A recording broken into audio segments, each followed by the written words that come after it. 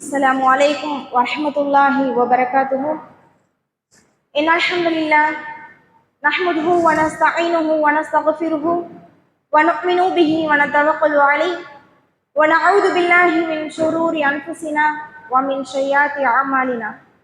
من يهده الله فلا مضل له ومن يضلله فلا هادي له. أشهد أن لا إله إلا الله وحده لا شريك له وأشهد أن محمدا عبده ورسوله أما بعد. எல்லாம் அல்ல அல்லாஹு தாலாவின் அடியார்களே, நாம் எல்லாம் அல்லாஹுடைய மார்க்கத்தை அதன் தூய வடிவில் தெரிந்து கொள்றதுக்காக இந்த இடத்துல ஒன்று கூடியிருக்கோம். அல்ஹம்துலில்லாஹ். நாம் எல்லாம் ஒரு விஷயத்த முக்கியமா புரிஞ்சுக்கணும். ஒவ்வொரு சபையிலுமே சொல்லக்கூடிய ஒரு விஷயம்தான் என்ன அப்படின்னு சொன்னா, ஒவ்வொரு ஊர்லயும் எவ்வளோ மக்கள் இருக்காங்க, இருந்தாலும் குறிப்பிட்ட சில பேரால மட்டும்தான் இந்த இடத்துல ஒன்று கூடி இருக்க முடியுது. ஏன்னா அவர்களுக்கு மட்டும்தான் அல்லாஹ் இந்த மார்க்கத்தை நாடி இருக்கான், நம்ம இப்ப கத்துக்கணும் தெரிஞ்சுக்கணும் அப்படிங்கிறத நாடி இருக்கான். இவ்வளவு பேர் இருந்தாலும் எல்லாரும் இப்ப என்ன செஞ்சுட்டு இருப்பாங்க, ஒன்னும் சீரியல் ஓடும். இன்னைக்கு சண்டே சீரியல் ஓடுறதுக்கு வேலை கிடையாது, ஏதாவது ப்ரோக்ராம் இருக்கும், இல்லை ஏதாவது மூவி இருக்கும், ஸோ அது பார்க்கணும். அதனால நம்ம இப்போ போனால் ஒரு 2 மணி நேரம் அங்கேயே போயிடும், சரி வராது. அப்புறம் அது முடிஞ்சதுக்கு அப்புறம் சாப்பாடு செய்யணும், கணவன் வந்துருவாங்க, பிள்ளைங்களை தூங்க வைக்கணும், நாளைக்கு ஸ்கூல் இருக்கு, இப்படி ஏதாவது ஒரு காரணம் சொல்லி வீட்டிலே தங்கி இருக்கக்கூடியவங்க நிறைய பேர் இருக்காங்க. அவங்களுக்கு மத்தியில அல்லாஹ் தஆலா நம்மளுக்கு இந்த சபையில வந்து கலந்துக்கணும், நாம அல்லாஹ்வுடைய மார்க்கத்தை தெரிஞ்சுக்கணும், அது மட்டும் இல்லாம அல்லாஹ்வுடைய அருள் நம்மளுக்கு கிடைக்கணும், மலக்குமார்களுடைய பாதுகாப்பு நம்மளுக்கு கிடைக்கணும் அப்படின்னு சொல்லிட்டு அல்லாஹ் நாடி இருக்கான். அல்ஹம்துலில்லாஹ். இந்த நேரத்துல எனக்கு கொடுக்கப்பட்டுள்ள தலைப்பு என்ன அப்படின்னு சொன்னா, நரகத்திலிருந்து நம்மளை எப்படி பாதுகாத்து கொள்ளணும், அதுக்கான வழி என்ன, நன்மைகள் என்ன அப்படிங்கிறத தெரிஞ்சுக்கிறதுக்கு தான் எனக்கு இந்த தலைப்பு கொடுக்கப்பட்டிருக்கு. அல்ஹம்துலில்லாஹ்.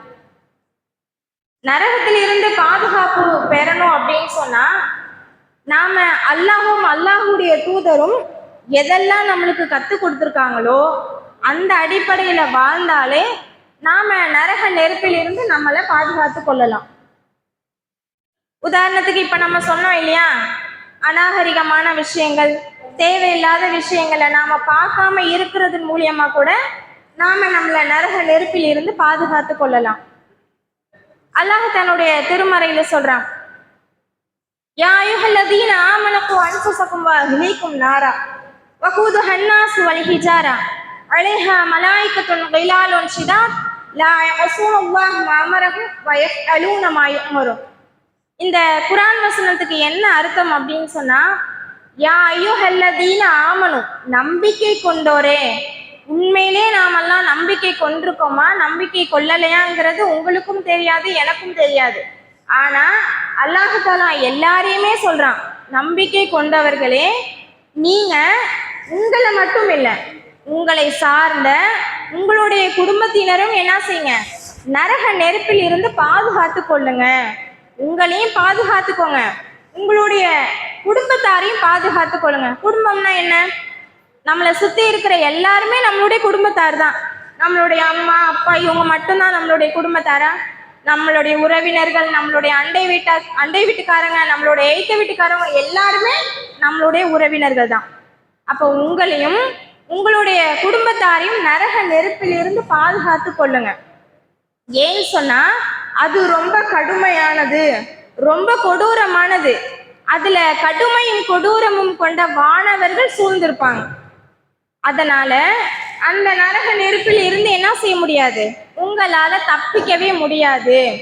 அதனால நீங்க என்ன பண்ணுங்க, நம்பிக்கை கொள்ளுங்க, தேவையில்லாத விஷயங்களை உங்களுடைய வாழ்க்கையிலேருந்து விலக்கி கொள்ளுங்க அப்படிங்கிறத அல்லாஹ் தஆலா இந்த ஒரு குர்ஆன் வசனம் மூலியமா எல்லாருக்குமே சொல்றான். உங்களையும் உங்களுடைய குடும்பத்தாரையும் நரக நெருப்பில் இருந்து பாதுகாத்து கொள்ளுங்க. ஏன்னா அதுல கடுமையும் கொடூரமும் கொண்ட வானவர்கள் இருப்பாங்க. அப்படின்னா என்ன, வானவர்கள் நம்ம கிட்ட என்ன செய்ய மாட்டாங்க, இரக்கமே படமாட்டாங்க, இரக்கமே காட்ட மாட்டாங்க. பார்க்கறதுக்கு ரொம்ப கொடூரமா விகாரமா தான் அவங்க முன்னாடி காட்சி கொடுப்பாங்க. ரொம்ப அன்பானவங்களா, ரொம்ப சாஃப்டா, ரொம்ப கெஞ்சு பேசக்கூடியவங்களாலாம் இருக்க மாட்டாங்க.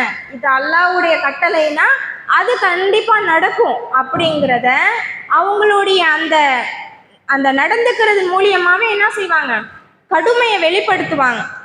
நம்ம என்னதான் கெஞ்சினாலும், என்னதான் அந்த நரகத்தை காவல் காக்கக்கூடிய அந்த வானவர்கள் இருக்காங்க இல்லையா, அவங்க கிட்ட கொஞ்சமாவது அல்லாஹ் கிட்ட போய் எங்களுக்காக பேசுங்கன்னு சொன்னாலும் உடனே என்ன சொல்லுவாங்க, உங்ககிட்ட எச்சரிக்கக்கூடிய தூதர் வரலையா, அவங்க உங்களுக்கு அச்சமூட்டி எச்சரிக்கை செய்யலையா, நரக நெருப்பை விட்டு பாதுகாக்க சொல்லி உங்களுக்கு எதுவுமே சொல்லலையான்னு நம்மள்ட்ட திருப்பிக்கிட்டு கேள்வி கேட்பாங்க.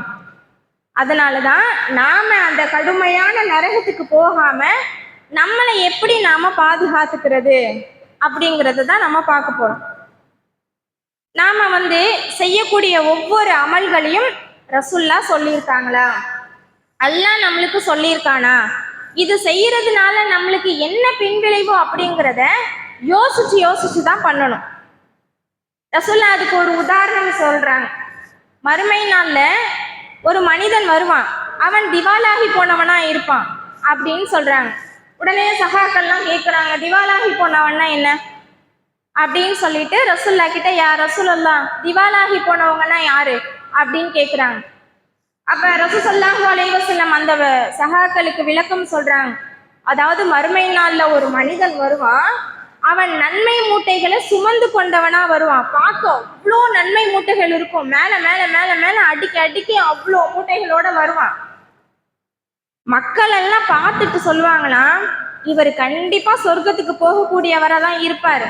ஏன்னா நம்ம கிட்ட அமல்கள்லாம் கொஞ்சமா இருக்கு, ஆனா அவர்கிட்ட பாத்தீங்கன்னா நல்ல எக்கச்சக்க நன்மை மூட்டைகள் இருக்கு, கண்டிப்பா எந்த விசாரணையும் இருக்காது, தூக்கி அல்லாஹ் உள்ளக்க போட்டுருவான் சொர்க்கத்துல அப்படின்னு நினைச்சிட்டு இருக்கிற நேரத்துல திடீர்னு ஒரு மனிதர் யா அல்லாஹ், அதோ வராருல, நன்மை மூட்டைகளை சுமந்துட்டு வராருல, அவரு உலகத்துல வாழும் போது என்னை அடிச்சிட்டாரு அப்படின்னு ஒரு மனிதர் சொல்லிட்டு வருவார். அப்போ உடனே அல்லாஹ் தஆலா தீர்ப்பளிக்கணும் இல்லையா, அதனால என்ன செய்வான் அப்படின்னு சொன்னா, அவருடைய நன்மை மூட்டைகள்ல இருந்து கொஞ்சமா எடுத்து அல்லாஹ் கொடுத்துருவான். சரின்னு இப்படியே கடந்து போய்கிட்டே இருப்பார். திடீர்னு இன்னொரு மனிதர் சொல்லுவார், யா அல்லாஹ், அவர் உலகத்துல என்கிட்ட கடன் வாங்கியிருந்தார், என்னுடைய கடனை அவர் திருப்பி அடைக்கவே இல்லை, அப்படிங்கும் போது இருக்கிற நன்மையெல்லாம் இன்னும் கொஞ்சம் எடுத்து கொடுப்பான். இப்படியே ஒவ்வொரு மனிதரும் வந்து வந்து வந்து வந்து அந்த மனிதர் யாரெல்லாம் உலகத்துல வாழ்ந்துட்டு இருக்கிற போது யாருக்கெல்லாம் சின்ன சின்ன தீங்குகள் இழைச்சு கொண்டிருந்தாரோ எல்லாருமே மறுமை நாள்ல அவருக்கு எதிராக சொல்லும் போது, அப்ப அல்லாஹ் தஆலா என்ன தெரியுமா செய்வான், இருக்கிற நன்மை மூட்டைகள் எல்லாத்தையும் கொஞ்சம் கொஞ்சமா கொஞ்சம் கொஞ்சமா எடுத்து கொடுத்துருவான். கொடுத்து முடிச்சதுக்கு அப்புறம் என்ன இருக்கும், நன்மை மூட்டை எதுவுமே இருக்காது. அப்ப நன்மை இல்லையா, அப்ப அல்லாஹ் பார்ப்பான், சரி இவர்கிட்ட எந்த நன்மை இல்லை, என்ன செய்யறது, திரும்ப வேற ஒருத்தவர் வருவார், யா அல்லாஹ், உலகத்துல இந்த மனிதர் எனக்கு இது அநியாயம் பண்ணிட்டாரு அப்படின்னு. அப்ப அல்லாஹ் பார்ப்பான், நன்மை எதுவும் இல்லையா, சரி கொடு, உன்கிட்ட உள்ள தீமையை கொஞ்சம் எடுத்து கொடுன்னு சொல்லி அவரு தலையில அல்லாஹ் தூக்கி போட்டுருவான். போயிட்டே இருக்கும்போது திரும்ப இன்னொரு மனிதர் வருவாரு, யா அல்லாஹ், உலகத்துல எனக்கு அது பண்ணிட்டான், உடனே அந்த தீமையும் தூக்கி திரும்ப அல்லாஹ் தஆலா என்ன செய்வான், அந்த மனிதர்கிட்ட கொடுத்துருவான். எப்படி வரும்போது நன்மை மூட்டையை சுமந்துட்டு வந்தவரு போகும்போது எதை சுமந்துட்டு போறாரு, தீமை மூட்டைகளை சுமந்துட்டு போறாரு. அதன் காரணமா அவர் நரகத்துல தூக்கி வீசப்படுறாரு. அவர் தான் திவாலாகி போனவர் அப்படின்னு சொல்லிட்டு ரசூல் ஸல்லல்லாஹு அலைஹி வஸல்லம் அவங்க விளக்கம் கொடுக்குறாங்க. இதுக்கான காரணம் என்ன, ஏன் அவர் திவாலாகி போனவரா இருக்காரு, ஏன்னா உலகத்துல வாழும் போது நாம என்ன செய்யறோம், நம்மளை அறிஞ்சும் நம்மளை அறியாமலும் நிறைய தவறுகள் இழைச்சிட்டு இருக்கோம். ஒவ்வொரு நாளைக்குமே நம்ம என்ன செய்யறோம், யாருடைய மனசையாவது காயப்படுத்துறோம், யாருக்காவது கொடுக்க வேண்டிய கடனை தேவையில்லாம நம்மளுடைய அனாவசிய செலவுக்கு பயன்படுத்திட்டு அவருடைய கடனை அடைக்காம விட்டுறோம், தேவையில்லாத பாவங்கள் செய்யறோம், அநாகரிகமான விஷயங்களை நம்மளுடைய வாழ்க்கையில அதிகமா செஞ்சுட்டு இருக்கோம். அதன் காரணமா தான் மறுமை நாள்ல நாம என்ன செய்ய போறோம் அப்படின்னு சொன்னா பாதிக்கப்பட்டு நிக்கிறோம். அப்ப நாம இந்த இதுக்கு ஆளாக கூடாது அப்படின்னு சொன்னா ஒவ்வொரு நாளும் நாம செய்யக்கூடிய விஷயங்கள் நல்லதா இருந்தாலும் கெட்டதா இருந்தாலும் நாம செய்யறது நல்லதா, இல்ல நம்ம ஒரு தீங்கு செய்ய போறோம் அப்படின்னா அந்த தீங்கு செய்யறதுக்கு முன்னாடி 1க்கு 2 தடவை யோசிக்கணும். இதை இப்ப செஞ்சிருவோம், இந்த ஒரு நிமிஷம் நேரத்துக்காக நாம செஞ்சிடறோம், ஏதோ ஒரு தப்பு பண்ண போறோம், இந்த ஒரு செகண்ட் நான் தப்பிச்சா போதும் அப்படின்னு நினைப்போம். இங்க தப்பிச்சிடலாம், ஆனா அங்க என்ன செஞ்சிருவோம், நாம நல்ல வசமா மாட்டிடுவோம். அப்ப நம்மளை காப்பாத்துறதுக்கு யாருமே இருக்க மாட்டாங்க. நம்மளை காப்பாத்துறதுக்கு நம்மளுடைய சகோதரர் வருவாங்களா, நம்மளுடைய அம்மா அப்பா வருவாங்களா? யாருமே வரமாட்டாங்க. மறுமை நாள்ல நம்மளை பார்த்துட்டு எல்லாமே விரண்டு ஓடுவாங்க. ஒரு குழந்தைய பெற்றெடுத்த தாய் தன்னுடைய குழந்தைய பார்த்து ஓடுவாங்க.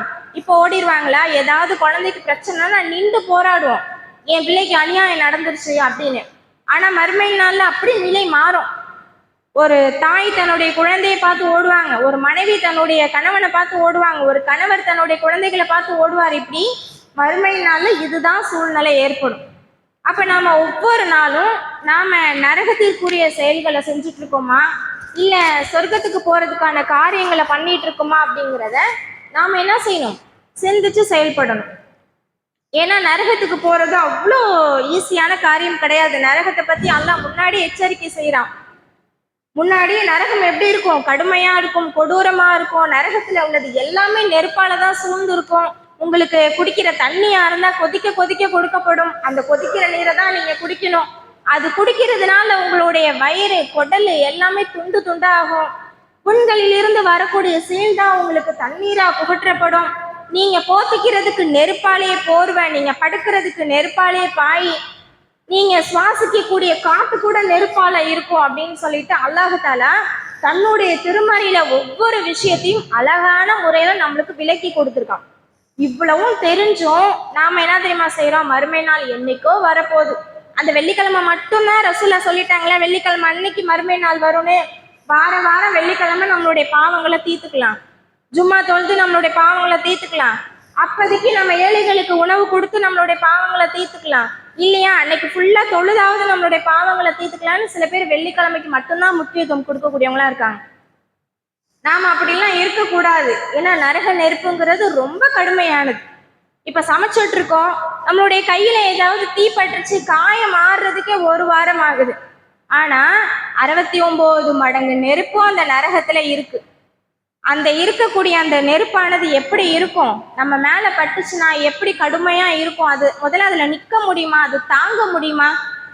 நம்மளால எதுவுமே செய்ய முடியாது. ஏன்னா அல்லாஹால தன்னுடைய திருமறையில சொல்றான், லா யமூது ஃபீஹா வலா யஹ்யா. அதாவது அந்த நரக நெருப்புல ஒருத்தனை சாவவும் முடியாது, ஒருத்தன் வாழவும் முடியாது. அதுதான் நரகத்துடைய ஒரு தனித்துவமானது. அங்க சாகவும் முடியாது. நான் சாகவும் நினைச்சாலும் என்னால சாக முடியாது. அங்க என்ன செய்ய முடியாது? வாழவும் முடியாது. அப்ப ரெண்டுத்துக்கும் இடையில நாம என்ன செய்யறோம்? மாட்டிக்கிட்டு நம்மளுடைய வாழ்க்கையை தொலைச்சு நரகத்திலே கடக்க வேண்டிய சூழ்நிலை ஏற்படும். எப்ப ஏற்படும்?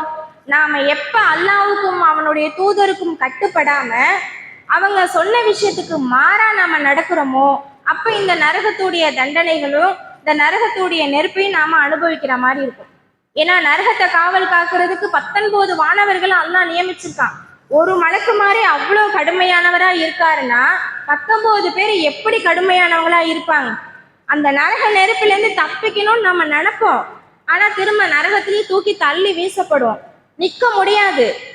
நரகத்துடைய நெருப்பு நம்மளை சுடும், நம்மளை கருக்கும் போதெல்லாம் என்ன செய்யப்படுமா? புது தோள்கள் மாற்றப்பட்டுக்கிட்டே இருக்குமா. ஏன்னா தோல்ல தானே அல்லாஹ் வேதனையை உணர வைக்கிறான். அப்ப தோள்கள் கருகும் போதெல்லாம் என்ன செய்யுது? நம்மளுடைய தோள்கள் புதுமையா மாற்றப்படுது. நீ திரும்பவும் தண்டனையை அனுபவிக்கணும். அப்ப இதுல இருந்தெல்லாம் நாம என்ன செய்யணும் அப்படின்னு சொன்னா, நாம நம்மளை பாதுகாத்துக்கணும். எப்படி நம்ம பாதுகாத்துக்கிறது? தொழுகையின் மூலியமா நம்மளை பாதுகாத்துக்கலாம். எப்படி தொழுகையின் மூலியமா பாதுகாக்கிறது? ஒவ்வொரு தொழுகைக்கும் அல்லாஹ் ஒவ்வொரு விதமான சிறப்புகளை நம்மளுக்கு கொடுத்துருக்கான். நாம 5 வேளை தொழுகையை சரியான முறையில செஞ்சாலே நாம சொலாத்துங்கிற சொர்க்கத்தின் வாயில் வழியா நாம நுழையலாம். அந்த வாயில் வழியா நுழையிறவங்க தொழுகையாளியா மட்டும்தான் இருப்பாங்க. வேற யாராலையுமே அந்த வாசல் வழியா நுழைய முடியாது. யாரு கரெக்டான முறையில தொழுகைய தினசரி செயல்படுத்துறாங்களோ அவங்களால அந்த சொலாத்துங்கிற சொர்க்கத்தின் வாசல் வழியா நுழைய முடியும். இதே நான் போகணும்னு நினைச்சா, வேற நன்மை செய்யக்கூடியவங்களோ இல்ல வேற யாராவது மனிதர் நுழையணும்னு நினைச்சாலும் அந்த வாசல் வழியா நுழைய முடியாது. தொழுகைக்காகவே பிரத்யோகமா எல்லாம் தயார் பண்ணி வச்சிருக்கானா அந்த வாசல் எவ்வளவு சிறப்பானதா இருக்கும். அப்போ ஒரு நாளைக்கு நாம 5 வேளை தொழுகிறோம். அந்த 5 வேளை தொழுகை கூட சரியான முறையில நாம செய்யறது இல்லை. ரசூல் ஸல்லல்லாஹு அலைஹி வஸல்லம் அவங்க ஆரம்ப காலகட்டத்துல நபியா ஆக்கும்போது அல்லாஹ்தாலாவிடத்துல மெஹராஜ் பயணத்துக்கு போறாங்க. அப்ப நம்மளுக்கு 50 வேளை தொழுகை கடமையாக்கப்படுச்சு. ஒரு வேளை 2 வேளை கிடையாது, 50 வக்து தொழுகை. அந்த 50 வக்து தொழுகைய நாம இப்ப செய்யணும்னு நினைச்சா செய்ய முடியுமா? இப்ப இருக்கிற காலகட்டத்துல இப்ப நேரம் குறைவா இருக்கிற நேரத்துல அந்த 50 வேளை தொழுகையை நாம தொழுதோம்னா நம்மளுடைய அன்றாட வாழ்க்கையில நம்மளால எதுவுமே செஞ்சிருக்க முடியாது. அப்ப கூட நாட்கள் நீண்டதா இருந்துச்சு. ஒரு நாளுங்கிறது 2-3 நாளைக்கு கூட சமமா இருந்துச்சு. ஆனா இப்போ ஒரு நாளுங்கிறது அரை நாளுக்கு சமமா ஆயிடுச்சு. இப்ப காலையில ஆகுது, திடீர்னு பார்த்தா ஈவினிங் 6:30 மணி ஆயிடுச்சு, பயானுக்கு கிளம்பணும்னு கிளம்பி வந்தாச்சு. கரெக்டா? அப்ப நேரம்ங்கிறது ரொம்ப வேகமா போயிட்டே இருக்கு. அப்ப அல்லாஹால 50 வேளை தொழுகை நம்மளுக்கு கடமை ஆக்கி இருந்தானா சாப்பிட்டிருக்க முடியாது, தூங்கி இருக்க முடியாது, ட்ரெஸ் மாத்தி இருக்க முடியாது, எதுவுமே செஞ்சிருக்க முடியாது. சல்லாவை போட்டு உட்கார்ந்தது நைட்டு தூங்கும் போது தான் நம்ம தூங்க முடியும். அப்படி நம்மளுடைய நிலை ஆயிருக்கும். ஆனா ரசூலுல்லாஹி அலைஹி வஸல்லம் அவங்க அல்லாஹ்விடத்துல போய் பேசி நம்மளுக்காக கேட்டு கேட்டு கேட்டு கேட்டு என்ன செஞ்சிருக்காங்க? 5 வேளை தொழுகையை நம்மளுக்கு கடமையாக்கி கொடுத்துருக்காங்க. அந்த 5 வேளை தொழுகையை கூட நாம அன்றாடம் நம்ம செய்ய மாட்டேங்கிறோம். ஃபஜருக்கு தூங்கிடுறோம். காரணம் ஏதாவது ஒரு காரணம், டயர்டா இருக்கு, மயக்கமா இருக்கு, தூக்கமா இருக்கு, காலையிலேருந்து சரியான வேலை, அதனால நான் தூங்கிட்டேன். நான் எப்படி தூங்குனேன்னு எனக்கே தெரியல, எந்திரிச்சு பார்க்குறேன் 6:30 மணி ஆயிடுச்சு. என்னைக்காவது தூங்குனா தப்பு கிடையாது. எப்பவுமே தூங்கிட்டு என்னுடைய உடல் அசதி, என்னுடைய உடல்நிலை சரியில்லை, எனக்கு உடம்பு சரியில்லை, நான் மாத்திரை சாப்பிட்றேன், இந்த காரணத்தை நாம அன்றாடம் சொல்லிட்டு இருக்கோம். ஆனா இதெல்லாம் நாம தவிர்த்துக்கணும். ஃபஜர் தொழுகை முக்கியமா நாம தொழுகணும். அப்ப மற்ற தொழுகை தொழ தேவையா இல்லையா அப்படின்னா கண்டிப்பா அதையும் தொழுகணும். ஆனா ஃபஜருக்கு கூடுதலா நாம முக்கியத்துவம் கொடுக்கணும். ஏன்னா ரசூலுல்லாஹி அலைஹி வஸல்லம் அவங்களுடைய கனவுல காட்டப்படுது, ஒரு மனிதருடைய தலை நசுக்கப்படுது. ஒரு மனிதருடைய தலை பெரிய பெரிய பாறையை வச்சு நசுக்கப்படுது. அதை நசுக்கும் போது என்ன ஆகுது அப்படின்னு சொன்னா அவங்களுடைய அந்த மண்டை இருக்கும் இல்லையா, அப்படியே சுக்கு நூறா சதறி போகுது. சும்மா ரெண்டாலாம் பொழக்கல, அப்படியே தூள் தூளா சல்லி சல்லியா ஆகுது. எல்லா பக்கமும் சதறி போகுது அவங்களுடைய தலை. கல் உருண்டுட்டு போகுது. மலக்குமார்கள் மறுபடியும் எடுத்துட்டு வராங்க. அதுக்கடையில இங்க தலை ஒன்று சேர்ந்துக்குது. மறுபடியும் கல்லை போட்டு நசுக்குறாங்க. மறுபடியும் கல் ஓடுது, திரும்ப தலை சேருது. இப்படியே நடந்துட்டே இருக்கு. அப்ப ரசூலுல்லாஹி அலைஹி வஸல்லம் அவங்க ஜிப்ரீல் அலைஹிஸ்ஸலாம் அவங்கள்ட்ட கேட்குறாங்க, எதனால இந்த மனிதருக்கு இந்த தண்டனை கொடுக்கப்படுது? ரொம்ப கடுமையான தண்டனையா இருக்கு, பார்க்கவே பயங்கரமா இருக்கு, எதனால இந்த மனிதருக்கு இந்த தண்டனை கொடுக்கப்படுதுன்னு கேட்கும் போது அவர் கடமையான தொழுகையை தொழாமல் தூங்கியவர். எப்படி சொல்றாங்க? கடமையான தொழுகைய தொழுகாம தூங்கிட்டாங்க. அந்த தூங்குனதுனாலதான் அவங்களுக்கு இந்த தண்டனை கொடுக்கப்படுது. இப்போ ஃபஜர் தொழுகலைன்னா இவ்வளோ தண்டனை இருக்குங்கும் போது அப்போ ஒவ்வொரு வக்தும் தொழுவுலைன்னா எவ்வளோ கடுமையான தண்டனைகள் நம்மளுக்கு கொடுக்கப்படும். தொழுகாதவங்களுக்காகவே அல்லாஹ் சக்கர் அப்படிங்கிற தனியா ஒரு நரகத்தையே படைச்சு வச்சிருக்கான். சக்கருங்கிற நரகத்தை தொழாம யாரெல்லாம் இருக்கிறாங்களோ அவங்களுக்கு உருவாக்கப்பட்டிருக்கு. சாதாரண நரகமே அப்படி இருக்குன்னா, அதாவது மற்ற பாவங்கள் செய்யறவங்களுக்கு நரகமே அப்படி இருக்குன்னா, தொழுகாம இருக்கிறவங்களுக்குள்ள நரகம் எவ்வளோ கடுமையா இருக்கும். அது எப்படிப்பட்ட நெருப்பு நிறைந்ததா இருக்கும். அப்ப நாம என்ன செய்யணும்? அன்னைக்கு நம்ம ஃபஜருடைய நேரத்துல ஃபஜரை தொழுகணும், லுகருடைய நேரத்துல லுகர் தொழுகணும், அசருடைய நேரங்கள்ல அசர் தொழுகணும், மகரிபுடைய நேரத்துல கரெக்டா மகரிப தொழுகணும், இஷாவுடைய நேரத்துல நாம இஷாவை தொழுகணும். அப்ப அந்தந்த வேற நேரத்துல நாம அந்த தொழுகையை நாம என்ன செய்யணும் அப்படின்னு சொன்னா நாம கரெக்டா நிறைவு செஞ்சிடணும். ஏன்னா இஸ்லாத்துடைய கடமைகள் மொத்தம் எத்தனை? 5 கடமைகள் நம்மளுக்கு சொல்லப்பட்டிருக்கு. கடமைனா என்ன? கண்டிப்பா செஞ்சு ஆகணும், அதனாலதான் அது கடமை. நிறைய பேர் பிள்ளைங்களுக்கு இஸ்லாத்துடைய கடமை 5, 1வது களிமா, 2வது தொழுக, ஈஸியா சொல்லி கொடுத்துடுறோம். நம்ம கிட்ட கேட்டோம்னா நாம ஈஸியா சொல்றோம். ஆனா அதுக்கான முழுமையான அர்த்தம் என்ன? கடமை, கட்டாயம் ஆக்கப்பட்டவை. அதை நாம என்ன செய்யணும்? கண்டிப்பா செஞ்சு ஆகணும். அதுல 1 களிமா. களிமாங்கிறத நாம எல்லாருமே அவசியம் ஏத்திருக்கோம். 2வது தொழுகை. தொழுகைங்கிறது என்ன?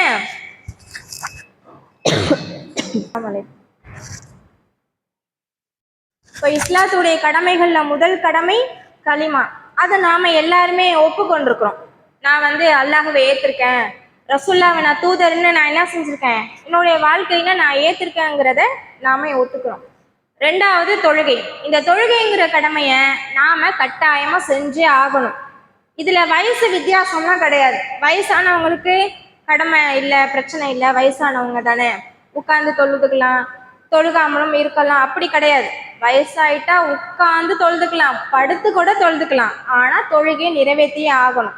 சின்ன பிள்ளை தானே, பரவாயில்ல, ஒரு 7 வயசு தான் ஆகுது, ஒரு 8 வயசு தான் ஆகுது, விவரம் தெரியல, பிரச்சனை இல்லை அப்படின்னு நாம சொல்லக்கூடாது.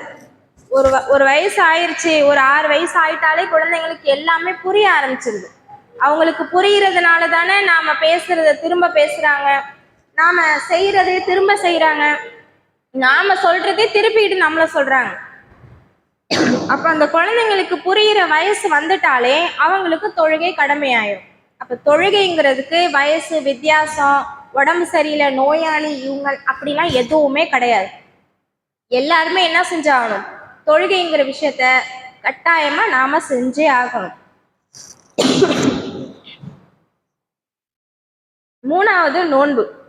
இந்த நோன்புங்கிறது கூட நம்மளுக்கு அல்லாஹ் தஆலா விதிவிலக்கு அளிச்சிருக்கான். நோயாளிகள் வைக்க தேவையில்லை, வயோதிகர்கள் வைக்க தேவையில்லை, கர்ப்பிணி பெண்கள் வைக்க தேவையில்லை, குழந்தைகளுக்கு வைக்கணுங்கிற அவசியம் இல்லை. ஆனா தொழுகையை பொறுத்த வரைக்கும் எல்லாருமே செஞ்சாகணும், எல்லாருமே பண்ணியே தான் ஆகணும். நீங்க பண்ணலைன்னா மறுமை நாள்ல அல்லாஹ் கேட்பான். கால் வலி, கைய வலி, தலைவலி, எந்த வலியுமே அங்க ஒத்துக்கொள்ளப்படாது. எல்லா வலிக்கும் நிவாரணம் இருக்கு. நீ அந்த நிவாரணத்தை தேடி முடிச்சுட்டு உன்னுடைய தொழுகையை ஆரம்பிக்கணும். அதுதான் இஸ்லாத்துல சொல்லப்பட்டது. அப்ப நம்ம தொழுகிறது நம்மளுடைய கடமை, நோன்பு வைக்கிறது நம்மளுடைய கடமை, ஜக்காத் கொடுக்கறது நம்மளுடைய கடமை, ஹஜ் செய்யறது நம்மளுடைய கடமை. ஹஜ் கூட அல்லாஹ் யாருக்கு நாடி இருக்கானோ அவர்கள் நிறைவேற்ற வேண்டியது. ஆனா இஸ்லாத்தோடைய கடமைகள் 5 கடமைகள், அது ஒரு கடமை. இப்ப தொழுகைங்கிறது அவசியமா நம்ம எல்லாருமே கண்டிப்பா கட்டாயம் செஞ்சே ஆகணும். நாம தொழுகையை நிறைவேற்றல அப்படின்னா அந்த சக்கருங்கிற நரகத்துல நாம என்ன செய்யப்படுவோம், தூக்கி வீசப்படும். அதனால நாம என்ன பண்ணணும் அப்படின்னு சொன்னா கண்டிப்பா தொழுகையை நிறைவேற்றணும். சரி, தொழுகையை நிறைவேற்றுறோம், தொழுகையை நிறைவேற்றிட்டா நம்மளுக்கு என்ன நன்மை, நரகத்திலேருந்து நம்மளுக்கு விடுதலை கிடைக்கும். சக்கருங்கிற நரகத்திலேருந்து என்ன செய்யும், நம்மளுக்கு விடுதலை கிடைச்சு சொலாத்துங்கிற வாசல் வழியா நாம என்ன செய்யப்படுவோம், நுழைக்கப்படும், நாம அது உள்ளக்க போயிடலாம். அது மட்டுமல்ல, மறுமை நாள்ல முதல் கேள்வி என்னது, தொழுதியா? ஃபர்ஸ்ட் அல்லாஹ் கேட்கறது என்ன, பெத்தவங்களை பார்த்துக்கிட்டியா, நல்லா தூங்குனியா, உடம்பு ஆரோக்கியமா இருந்துச்சா, அதெல்லாம் கிடையாது. நீ தொழுதியா, அதுதான் முதல் கேள்வி. அப்ப ஃபர்ஸ்ட் கேள்வியிலேயே நம்ம அடிபட்டு அங்கேயே ஸ்டாப் ஆகி நின்றுட்டோம்னா மற்ற கேள்விக்கெல்லாம் நம்ம என்ன எங்க போறது பதில தேடிக்கிட்டு. இப்போ முதல் கேள்வி என்னது, தொழுகை. அந்த தொழுகைய நாம என்ன செய்யணும்னா அலட்சியம் காட்டாம நாம தொழுகணும். விருந்துக்கு போயிட்டா தொழுகையோட நேரத்தை மறந்துடுறது. காலையில விருந்துக்கு எவ்வளோ சுறுசுறுப்பா கிளம்புறோம், உடம்பு முடியுதோ முடியலையோ, வயசானவங்களும் நல்லவங்களும் என்ன செய்யறோம், நல்லா டிப்டாப்பா குளிச்சுட்டு இருக்கிற சேலையிலேயே நல்ல சேலையா எடுத்து போட்டுக்கிட்டு, இருக்கிற சட்டையிலேயே நல்ல சட்டையா எடுத்து போட்டுட்டு நாம கிளம்பிடுறோம். நகை எல்லாம் போடலாம், லிப்ஸ்டிக்கை போடு, கண்ணில் மைய போடு, அதை போடு, இதை போடு, நல்லா சாப்பிடு, காலை சாப்பாடை முதல்ல சாப்பிடு. அங்க போயிட்டா கண்டுக்க மாட்டாலோ யாரும். இதெல்லாம் பிளான் பண்ணி நம்ம என்ன செய்யறோம், ஒரு விருந்துக்கு போறோம். பிளான் பண்ணும் போதெல்லாம் உடம்பு நல்லா இருக்கு, குளிக்கும் போது உடம்பு நல்லா இருக்கு, சாப்பிடும் போது உடம்பு நல்லா இருக்கு, ட்ரெஸ் மாட்டும் போது நல்லா இருக்கு. ஆனா அங்க போயிட்டு மத்தியானம் விருந்து சாப்பிட்டோன்னா வரும் பாருங்க ஒரு அசதி. அந்த அசதியில தொழுகையாவது ஏதாவது படுத்து தூங்குவோன்னு ஒரு தூக்கத்தை ஒன்று போட்டுற வேண்டியது இல்லையா. வீட்டுக்கு வந்தா நான் அப்படியே கவுந்தடிச்சு தூங்கிடுறோம். அந்த தொழுகை லுகரும் போயிருது, அசரும் போயிடுது, மகரிப்ல அந்த டயர்டு போகவே மாட்டேங்குது, மகரிப்பும் போயிருது, இஷாவை மட்டும் உட்காந்து கஷ்டப்பட்டு தொழுகிறோம். நம்ம அந்த இஷாவும் என்னது, சரி நம்ம மௌத்தாயிட்டோம்னா என்ன செய்யறது, கடிசு தொழுகையாவது தொழுதுக்கோமேன்னு சில பேருடைய எண்ணம், அதனால அதை தொழுதுக்கிறோம். அப்ப மற்ற வேலை தொழுகைக்கெல்லாம் அல்லாஹ் கேள்வி கேட்க மாட்டானே. நீ விருந்துக்கு போயிட்ட, சரிப்பா பரவாயில்ல, உறவினர்களை பேணுன நன்மை உனக்கு கிடைக்கும். சரி, நீ விருந்து போய் சாப்பிட்டுட்ட, விருந்தை ஏத்துக்கணும், அந்த கடமையை நீங்க நிறைவேற்றினவங்களா ஆயிட்டுவீங்க, அதை நினைச்சு அல்லாஹ் விட்டுருவானா? இதெல்லாம் பண்ணுன ஏன் கடமையே நீ செய்யல, அல்லாஹ் கேட்பான்ல. விருந்தினரை உபசரிச்ச, சரி ஓகே, விருந்தாளியா போன, விருந்து சாப்பிட்ட, எல்லாம் ஓகே, என்னுடைய கடமை ஏன் நீ செய்யல அப்படிங்கறது அங்க அல்லாஹ்வுடைய முதல் கேள்வியா இருக்கும். இது போக சொர்க்கத்துடைய சாவியே என்னது, சொர்க்கத்துடைய சாவி என்னது, தொழுகைதான். தொழுகை தான் சொர்க்கத்துடைய சாவி. நீங்க சாவியை வச்சுக்காம எப்படி நீங்க சொர்க்கத்துக்குள்ள போக முடியும்? ஒரு வீடு திறக்கிறதுக்கு அவசியம் சாவி. இந்த மர்க்கஸ் எல்லாம் முடிஞ்சு போனோன்னே கடைசியா லைட் எல்லாம் ஆஃப் பண்ணிட்டு பூட்டிட்டு போவாங்க. திரும்ப வந்து திறக்கிறதுக்கு சாவி தேவைப்படும். மாடி கதவை பூட்டுனா திறக்க சாவி தேவைப்படும். அப்ப சொர்க்கத்தை திறக்கிறதுக்கு எங்க இருக்கு நம்ம கிட்ட சாவி? அந்த சாவி வேணும்னா நம்ம என்ன பண்ணணும்? கரெக்டான முறையில நாம தொழுகணும். 5 வேளை கடமையான தொழுகை கட்டாயமா செய்யணும். அது மட்டும் அல்லாம கூடுதல் தொழுகைகள் நாம தொழுகும் போது கூடுதல் சிறப்புகளும் நம்மளுக்கு கொடுக்கப்படும்.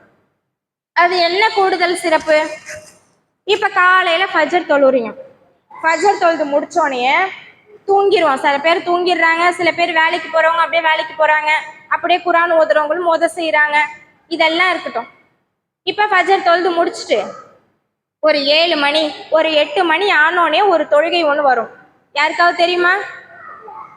என்ன தொழுகை? லுஹா தொழுகை. லுஹா தொழுகைங்கிறது லுஹர் தொழுகை கிடையாது. லுஹருக்கும் ஃபஜருக்கும் இடையிலான ஒரு தொழுகை லுஹா தொழுகை. இந்த லுஹா தொழுகை நாம 2ஆவும் தொழுவலாம், 4 ரகாயத்தாவும் தொழுவலாம், 6 ரகாயத்தும் தொழுவலாம், 8 வரைக்கும் தொழுதுக்கலாம். சரி, இந்த 2 ரகாயத்து நம்ம தொழுவுறது மூலியமா நம்மளுக்கு என்ன நன்மை கிடைக்கும்? யாருக்காவது தெரியுமா? நாம லுஹா தொழுகிறோம், 2 கூட தொழுகலாம். கட்டாயப்படுத்திக்கிட்டு 4 தொழுவணும்னு அவசியம் இல்லை. என்னால 2 தான் தொழுக முடியும்னா நான் 2 கூட தொழுதுக்கலாம். லுஹா தொழுகை. இந்த தொழுகையை நான் தொழுவுறது மூலியமா எனக்கு என்ன நன்மை கிடைக்கும்? ஒண்ணு, அல்லாவுக்கு நன்றி செலுத்தின நன்மை கிடைக்கும். அது எல்லா தொழுகைக்குமே. இப்ப நம்மளுடைய உடல்ல ஒவ்வொரு மூட்டுக்கள் இருக்கு. ஜாயிண்ட் மூட்டுனா என்ன? ஜாயிண்ட் இருக்கு. நம்மளுடைய உடம்புல நிறைய மூட்டுக்கள் இருக்கு.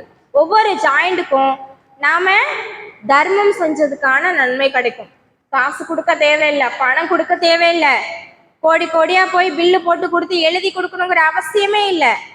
ஆனா நாம இந்த 2 ரகாய் தொழுவுறது மூலியமா நம்மளுடைய ஒவ்வொரு மூட்டுக்களுக்கும் நாம தர்மம் செஞ்சதுக்கான நன்மை நம்மளுக்கு கிடைக்குது. எவ்வளோ பெரிய அற்புதமான நன்மை! என்கிட்ட 10 பைசா காசு இல்லை, ஆனா ஒருத்தன் வந்து கேட்குறான், என்னால கொடுக்க முடியல, ஆனா நான் 2 ரகாய் லுஹா தொழுதுருக்கேன். அப்ப அல்லாஹ் என்ன செய்யறான்? அன்னைக்கு நான் தர்மம் செஞ்சதுக்கான நன்மை என்னுடைய பேர்ல எழுதுறான். சிறப்பு தானே இது? அதே மாதிரி இப்ப நம்ம கடமையான தொழுகை நம்ம தொழுகிறோம் இல்லையா?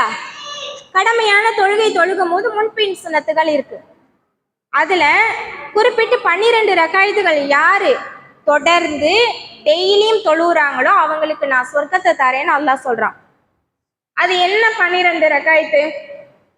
ஃபஜருக்கு முன் சுன்னத்து 2 ரகாயத்து. ஃபஜருக்கு முன் சுன்னத்து இருக்கு, எல்லாருக்கும் தெரியும்ல. நிறைய பேர் ஃபர்ல மட்டும்தான் இருக்குன்னு நினைச்சிட்டு இருக்காங்க. ஆனா ஃபஜருக்கு முன்னாடி முன் சுன்னத்து 2 ரகாயத்து இருக்கு.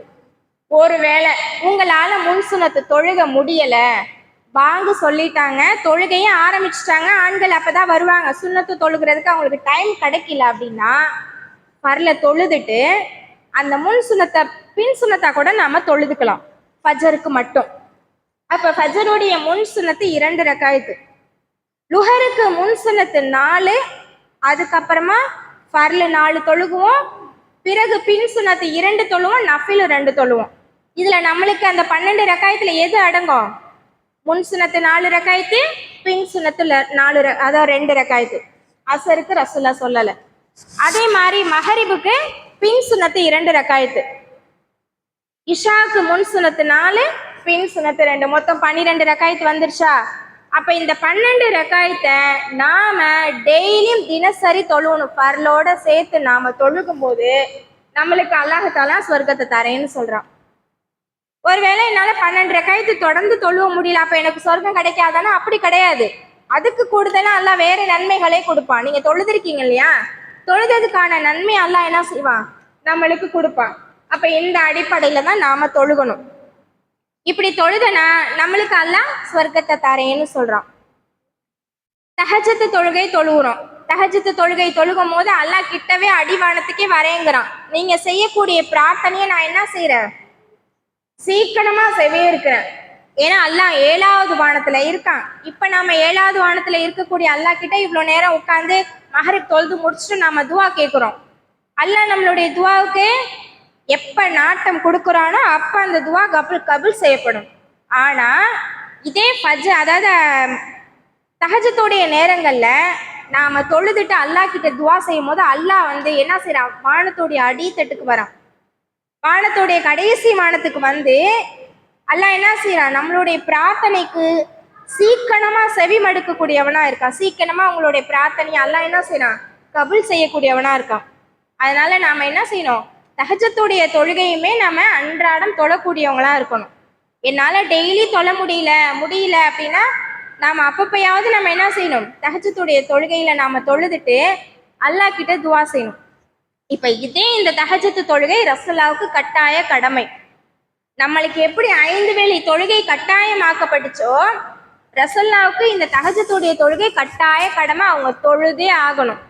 அந்த மாதிரி அல்லாஹ் நம்மளுக்கு கடமையாக்கியிருந்தாலும் நம்மளுடைய நிலைமை என்ன, அப்பப்ப தொழுதுக்கங்க, விருப்பப்படும் போது தொழுதுக்கோங்க, நன்மையை சேர்த்துக்கிறதுக்காக தொழுவுங்க அப்படிங்கும் போது நம்மளுக்கு ரொம்ப கடுமையா இருக்கு, கஷ்டமா இருக்கு. அந்த ஃபஜ்ருடைய நேரத்துக்கு எந்திரிக்கிறதுக்கே நமக்கு ரொம்ப கஷ்டமா இருக்கு. ஆனா இதே ரசூலுல்லாஹ்வுக்கு அது கட்டாய கடமை, அவங்க பண்ணி தான் ஆகணும். உடம்பு முடியுதோ முடியலையோ அவங்க அந்த தொழுகை தொழுதே ஆகணும். இத்தனைக்கும் ரசூலுல்லாஹ் முன்பின் பாவங்கள் மன்னிக்கப்பட்ட ஒரு தூதர். முன்பின் பாவங்கள், அவங்களுடைய வாழ்நாள்ல செய்யப்பட்ட முன்பாவங்களும் பிறகு செய்யக்கூடிய இருந்த பின்பாவங்களும் மன்னிக்கப்பட்டவங்க. அப்படி இருந்தவங்களுக்கே தொழுகை கட்டாய கடமையாக்கப்பட்டுச்சு.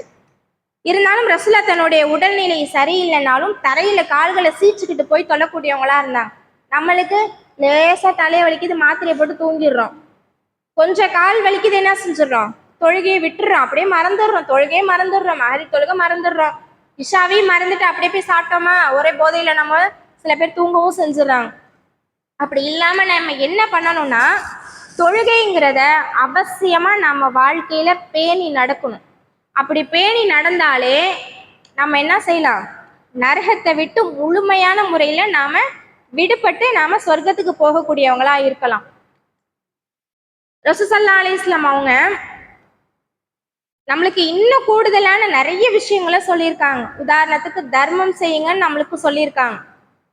இஸ்லாத்திலேயே சிறந்த செயல் என்ன, இஸ்லாத்திலேயே சிறந்த செயல் எது, சலாமுக்கு பதில் கூறுவது, சலாமுக்கு பதில் சொல்றது. யாராவது உங்களுக்கு சலாம் சொன்னாங்கன்னா அவங்களுக்கு நீங்க பதில் சொல்லுங்க.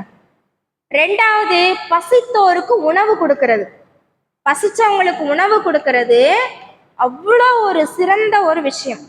நிறைய பேர்கிட்ட உணவு இருக்கும், சாப்பாடு இருக்கும், ஆனா நம்மளுக்கு வேணுமே மத்தியானம், இதுல வேற சாப்பாடு கேட்டுட்டு வந்திருக்கேன் அப்படின்னு நம்ம என்ன செய்யக்கூடாது, உதாசீனப்படுத்தாம நம்ம கிட்ட இருக்கிற உணவுல சிறிதளவாவது நம்ம அவங்களுக்கு கொடுத்து நாம உதவி செய்யணும்.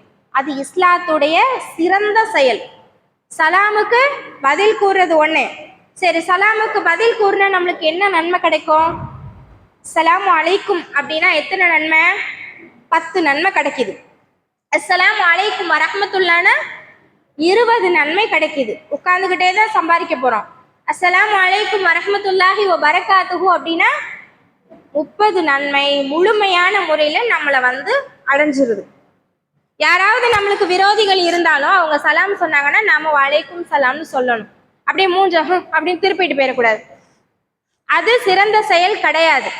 இஸ்லாத்துல சிறந்த செயல் சலாம் சொன்னாங்கன்னா நீங்க பதில் சொல்லுங்க அழகான முறையில, அதையே சொல்லுங்க. இல்லைன்னா அதை விட சிறந்ததாவே சொல்லுங்க. அதேனா என்ன, அவங்க அஸ்லாம் அலைக்கும் நீங்க வலைக்கும் சலாம் சொல்லுங்க. இல்லையா, வலைக்கும் சலாம் வரஹ்மத்துல்லாஹி பரகாத்துஹுன்னு சொல்லுங்க, உங்களுக்கு 30 நன்மை கிடைக்கும். அப்ப அதை விட அது சிறந்தது. அப்ப இதை நீங்க செய்யுங்க.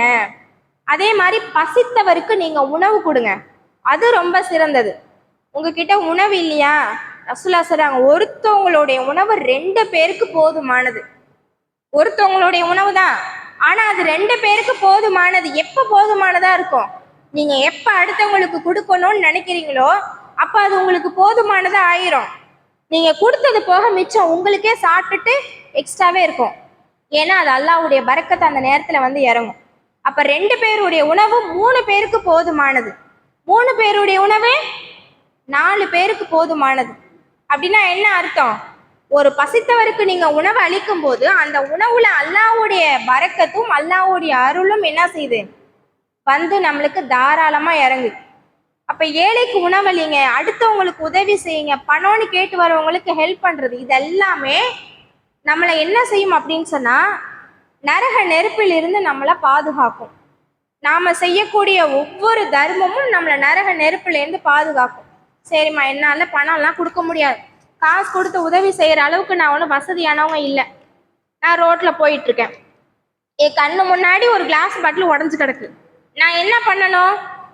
பார்த்துட்டு கண்டுக்காம போகணுமா? இல்ல அங்க கிளாஸ் உடஞ்சிருக்கேன்னு பார்த்துட்டு என்ன தூர தூக்கிட்டு போகணுமா? தூர தூக்கி போடணும். அப்படி போடுறது சும்மா கடமை மட்டும் கிடையாது, அது நான் தர்மம் செஞ்சதுக்கான நன்மை நம்மளுக்கு கிடைக்குது. உடஞ்ச கிளாஸோ இல்லை உடஞ்ச பாட்டிலோ ஏதோ ஒன்று, ஒரு கல்லோ முள்ளோ மற்றவங்களுக்கு இடையூறு தர மாதிரி இருக்கு, அது மற்றவங்களை துன்புறுத்துற மாதிரி இருக்கு, கண்ணு தெரியாதவங்களுக்கு நோவினை கொடுக்கும், இதனால நான் அதை தூக்கி நான் போடுறேன் அப்படின்னு சொன்னா எனக்கு அல்லாஹ் என்ன நன்மை கொடுக்குறான்? நான் அன்னைக்கு தர்மம் செஞ்சதுக்கான நன்மை. கஷ்டமே கிடையாது, தூக்கி போட போறேன், அவ்வளவுதான். நான் போறேன், தூக்கி போட போறேன், போட்டுட்டு நான் என்ன செய்ய போறேன்? தர்மம் செஞ்சதுக்கான நன்மையை ஈஸியா வாங்கிக்கிட்டு நான் போறேன்.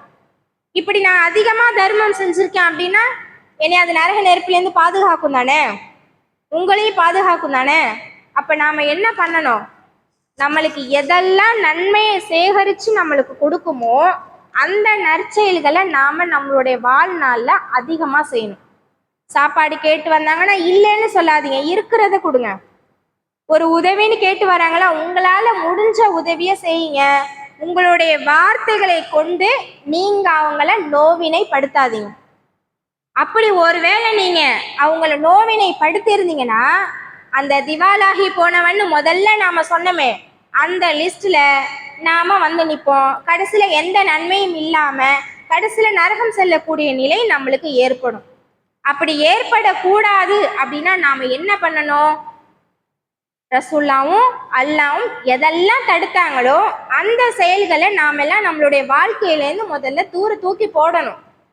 பாரபட்சம் பார்க்கக்கூடாது, ஏற்றத்தாழ்வு பார்க்கக்கூடாது, கருப்பு வெள்ளைன்னு ஒதுக்கக்கூடாது, ஒரு அசிங்கமானவங்கன்னா அவங்கள பார்க்கக்கூடாது, அருவருப்பா இருக்காங்களேன்னு அவங்கள என்ன செய்யக்கூடாது, எந்த ஒரு வார்த்தைகளாலையும் நோவினை படுத்தக்கூடாது.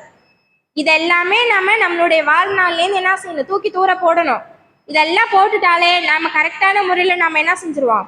வாழ ஆரம்பிச்சிருவோம். நம்மளுக்கு வீட்டு வேலைகள் அதிகமாக கஷ்டமா இருந்தா ரசூலா நம்மளை என்ன செய்ய சொல்லியிருக்காங்க?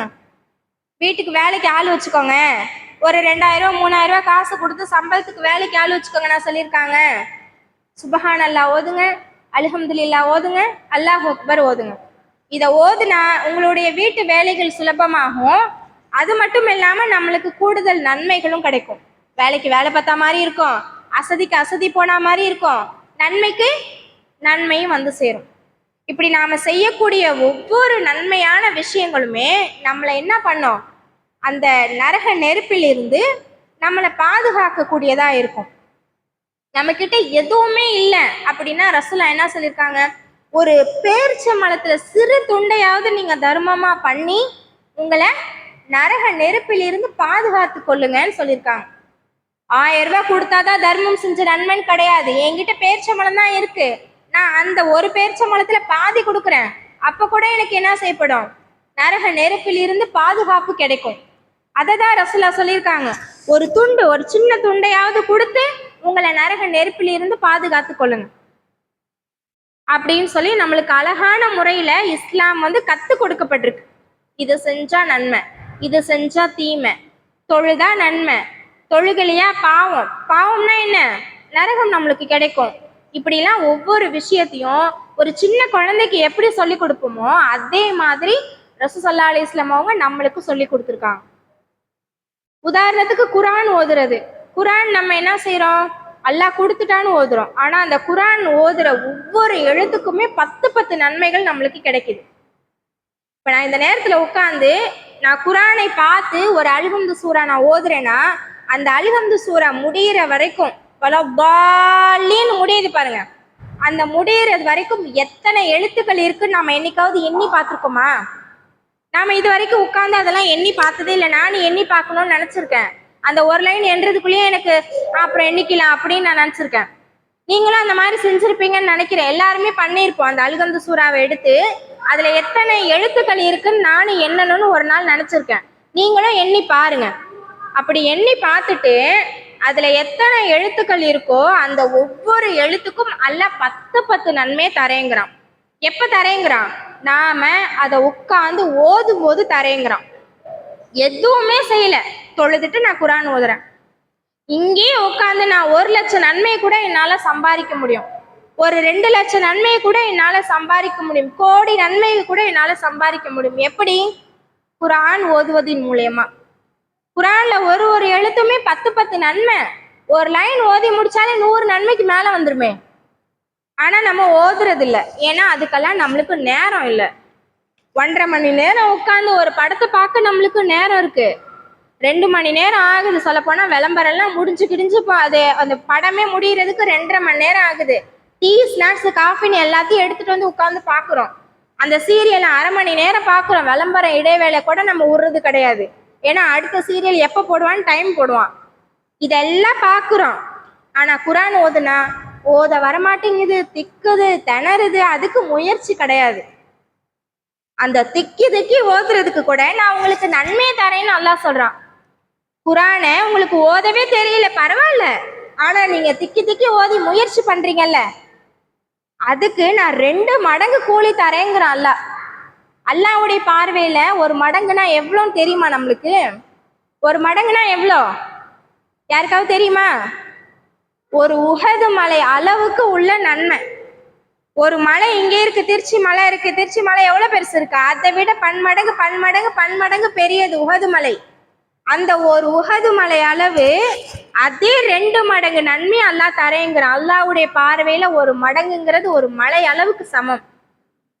திக்கி ஓதுற, உனக்கு ஓதவே தெரியல, பரவாயில்ல, உன்னை கிண்டல் செய்யறாங்க, கேலி செய்யறாங்க, ஆனாலும் நீ கத்துக்கணும்னு முயற்சி பண்ணி நீ ஓதுற, உனக்கு நான் 2 மடங்கு கூலி தரேன்.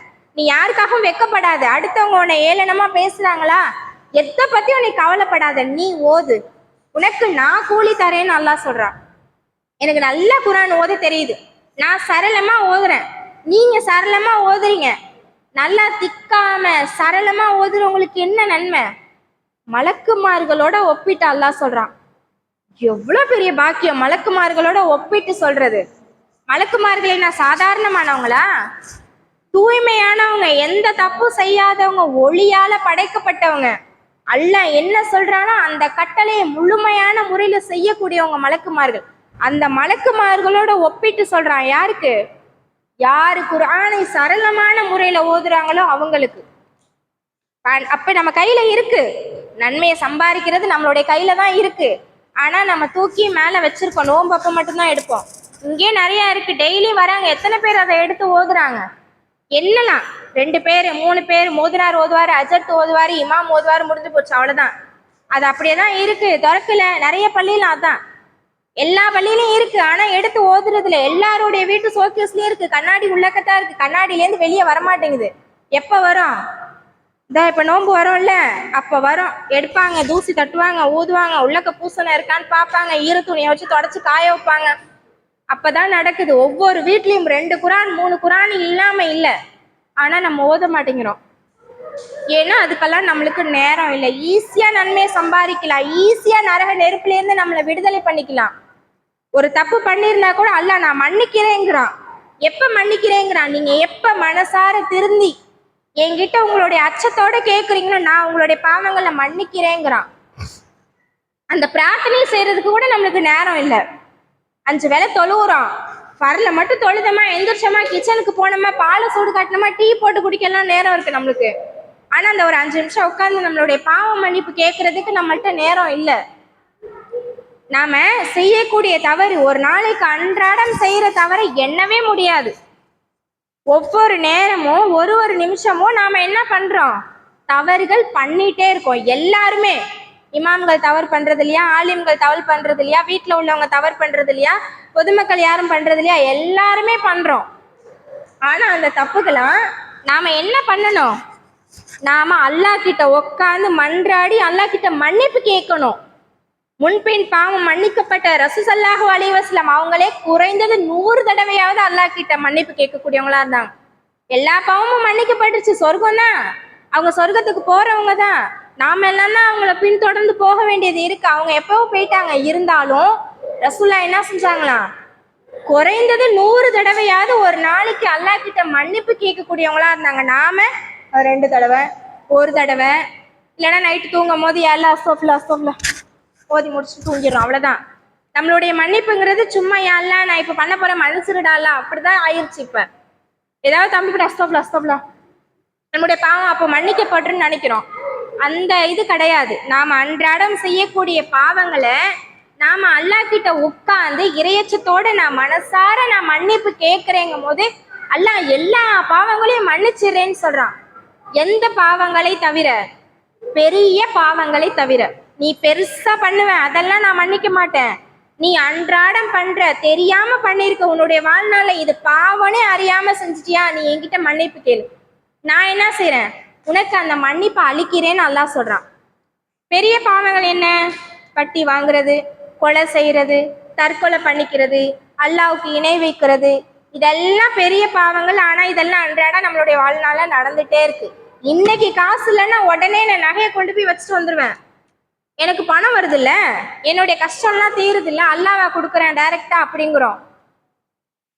ஈஸியா போறோம், ஈஸியா பாவங்களை செய்யறோம். அப்படி பாவங்களை செஞ்சா நம்ம நரகத்தை நோக்கி தானே போயிட்டு இருக்கோம்.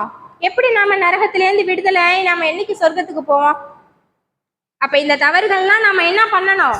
நாம நம்மளுடைய வாழ்க்கையிலேருந்து முதல்ல நீக்கணுங்கிற எண்ணம் வைக்கணும். இதெல்லாம் செய்யக்கூடாது, இதெல்லாம் பண்ணக்கூடாது, இதெல்லாம் பண்ணுனா நம்மளுக்கு பாவம் கிடைக்குங்கிற எண்ணத்தை முதல்ல நம்ம வச்சுட்டு படிப்படியா நம்மளுடைய பாவங்களை நம்ம என்ன செய்யணும்?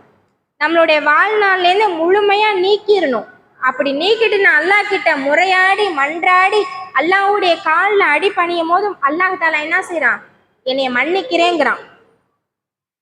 நம்மளாம் வயசான காலத்துல மன்னிப்பு கேட்டுக்கலாம், அதெல்லாம் இருக்கு, அப்புறம் இருக்கு, டைம் இருக்கு அப்படின்னு நாம நினைச்சிட்டு இருக்கோம். அப்படிலாம் கிடையாது. எப்ப யாருக்கு எப்படி வேணாலும் மரணம் வரும். எவ்வளோ பெரிய கோட்டையில ஒளிஞ்சிருந்தாலும் ஒரு சின்ன ஓட்ட வழியா ஏதாவது ஒன்று வந்து நம்மளுடைய மரணத்தை என்ன செய்யும்? உறுதிப்படுத்திடும். அதனால நம்ம வாழும் போதே என்ன செய்யணும்? நாம அல்லாஹ் கிட்ட மன்னிப்பு கேட்கக்கூடியவங்களா இருக்கணும். நாம நம்மளுடைய தவறுகளை உணரணும். முதல்ல நான் இன்னைக்கு இவங்களுக்கு கஷ்டப்படுத்தியிருக்கேன், நான் இன்னைக்கு இவங்கள நோவினே செஞ்சிருக்கேன், நான் இன்னைக்கு இவங்களை வந்து என்ன செஞ்சிருக்கேன், தேவையில்லாம திட்டிட்டேன், இதெல்லாம் நான் உணர்ந்து அவங்க கிட்ட மன்னிப்பு கேட்கணும். ஏன்னா பாதிக்கப்பட்டவன் மன்னிக்காத வரைக்கும் அல்லாஹ் மன்னிக்க மாட்டேன்னு சொல்றான். நம்மளாம் என்ன நினைச்சிட்டு இருக்கோம்? ஒருத்தவனை திட்டினான், சரி போ திட்டின முடிஞ்சு போச்சு, இன்னைக்கு உள்ள நாளைக்கு பேசிட போறான்னு நினைச்சிட்டு இருக்கோம். ஆனா அது அவனுடைய மனசுல ஆழமா பதிஞ்சு உங்க மேல ஒரு தப்பான எண்ணம் அவனுக்கு இருந்துட்டே இருக்கும். அப்படின்னா என்ன அர்த்தம்? அவன் உங்களை மன்னிக்கல, சமுதாயத்துக்காக உங்ககிட்ட ஒட்டி இருக்கான் தான் அர்த்தம். அவன் உங்களை முழுமையா மன்னிக்கணும் அப்படின்னு சொன்னா நீங்க என்ன பண்ணணும்? அவங்க கிட்ட மனசார மன்னிப்பு கேட்கணும். அவங்க மன்னிச்சாதான் அல்லாஹ் சொல்றான் நான் மன்னிப்பேங்கிறான். அவனே மன்னிக்கல, நான் எப்படி உன்னை மன்னிக்க முடியும்னு அல்லாஹ் சொல்றான். அப்ப நாம என்ன பண்ணணும் அப்படின்னு சொன்னா, யாருக்காவது தெரிஞ்சோ இல்ல தெரியாமலோ அநீதி இழைச்சிருக்கோம் அப்படின்னா நாம அநீதி இழைக்கப்பட்டவங்கள்ட்ட நாம போய் என்ன செய்யணும்? பாதிக்கப்பட்டவங்கள்ட்ட மன்னிப்பு கேட்கணும். அவங்க மன்னிச்சிட்டாங்கன்னா அல்லாஹ் மன்னிச்சிருவான், நம்மளுடைய ரூட்டு கிளியர் ஆயிரும். அவங்க மன்னிக்கல, மறுமை நாள்ல என்ன செய்யும்? அப்படியே அந்த முதல் பாயிண்ட்ல வந்து நிற்கும். நன்மை எல்லாம் பிடிங்க அல்லாஹ் அவங்களுக்கு கொடுக்கக்கூடிய சூழ்நிலை ஏற்படும். ஒவ்வொரு நாளும் நாம செய்யக்கூடிய விஷயங்களை நல்லதா கெட்டதா, செய்யலாமா செய்யக்கூடாதா, இது பண்ணுனா பாவமா அப்படிங்கிறத நாம உணர்ந்து நாம செய்யணும். ஒரு உதாரணத்துக்கு, குழந்தைங்க நம்மளுடைய வீட்டுல இருக்காங்க, அந்த குழந்தை வளர்ப்பு பத்தி சகோதரி பேசினாங்க. அந்த குழந்தைங்கள நம்ம திட்டும் போது என்ன செய்யறோம்னா நம்மளை அறியாமலே நிறைய வார்த்தைகளை கொண்டு திட்டிடுறோம். அது குழந்தைங்களை நான் கண்டிக்க தான் திட்டுனேன் அப்படின்னு சொல்றோம். நம்ம கண்டிக்க தான் திட்டணும். இருந்தாலும் அது மலக்குமார்கள் அவங்களுடைய அந்த ஆமீன்கிற வார்த்தை வந்துருச்சுன்னா அது குழந்தைய பாதிக்கும்னு நம்ம சொல்றோம் இல்லையா? அதே வார்த்தைகளை கொண்டுதான் நாம நிறைய பேரை சபிச்சுக்கிட்டு இருக்கோம். பெண்கள் அதிகமா நரகத்துல இருக்கிறதுக்கான காரணம் என்ன? ரசூலுல்லாஹ் சொல்றாங்க, பெண்கள் அதிகமா நரகத்துல இருக்காங்க, அதுக்காக ஆண்களே இல்லையான்னு கேட்கக்கூடாது. ஆண்களும் இருக்காங்க, ஆண்களை விட பல மடங்கு பெண்கள் இருக்காங்க. ஏன் பெண்கள் அதிகமா நரகத்துல இருக்காங்க? ஒண்ணு, அவங்க என்ன பண்றாங்க? கணவனுக்கு மாறு செய்யறாங்க. கணவன் ஒரு கோடி கிழிச்சிட்டாங்களா, அதுக்கு மாறு செய்யக்கூடாது. இப்ப நாம என்ன தெரியுமா செய்யறோம்? சுதந்திர உலகத்துல நாம வாழ்ந்துட்டு இருக்கோம், பெண்களுக்கு நிறைய சுதந்திரம் கிடைச்சிருச்சு, இப்ப போய் நீங்க கணவன் அது சொல்லிட்டாரு இது சொல்லிட்டாரு, இதை கேட்டு நடக்கணும் அதை கேட்டு நடக்கணும்னு நாம சட்டம் பேசுறோம். ஆனா சில விஷயங்கள் இருக்கு, கணவனுக்கு கட்டுப்பட்டு தான் நடக்கணுங்க கூடிய விஷயம் இருக்கு, அதுக்கு நாம கட்டுப்பட்டு நடக்கணும். அது மட்டும் அல்லாம கணவனுக்கு எந்த விதத்திலையும் நாம மாறு செய்யாதவர்களா இருக்கணும். ரெண்டாவது, பெண்கள் அதிகமா நரகத்துல இருக்கிறதுக்கு முதல் காரணம் கணவனுக்கு மாறு செய்யறது. ரெண்டாவது என்ன அப்படின்னு சொன்னா அதிகமா சாபம் விடுறது. எதுக்கு எடுத்தாலும் சாபம். எதாவது ஒண்ணு சொன்னா நீ எப்படியாவது போ, நீ நாசமா போ, உனக்கு என்ன ஆனா எனக்கு என்ன, மண்ணை தூவி வீசுறது, மணலை தூக்கி வீசுறது, ஏதோ ஒண்ணு நம்மளுடைய வாயில என்னெல்லாம் வருதோ அந்த வார்த்தைகளை கொண்டு மற்றவங்களை சபிக்கிறது. இந்த ரெண்டு காரணத்தினால பெண்கள் அதிகமா நரகத்துல போய் என்ன செய்யறாங்க, விழுந்துடுறாங்க. அது பாவம்னு தெரிஞ்சும் செய்யறாங்க, பாவம்னு தெரியாமலும் நிறைய பேர் செய்யறாங்க. இந்த விஷயங்கள் எல்லாம் நாம என்ன செய்யணும்னா நாம நம்மளுடைய வாழ்க்கையிலேருந்து விளக்கிக்கணும்.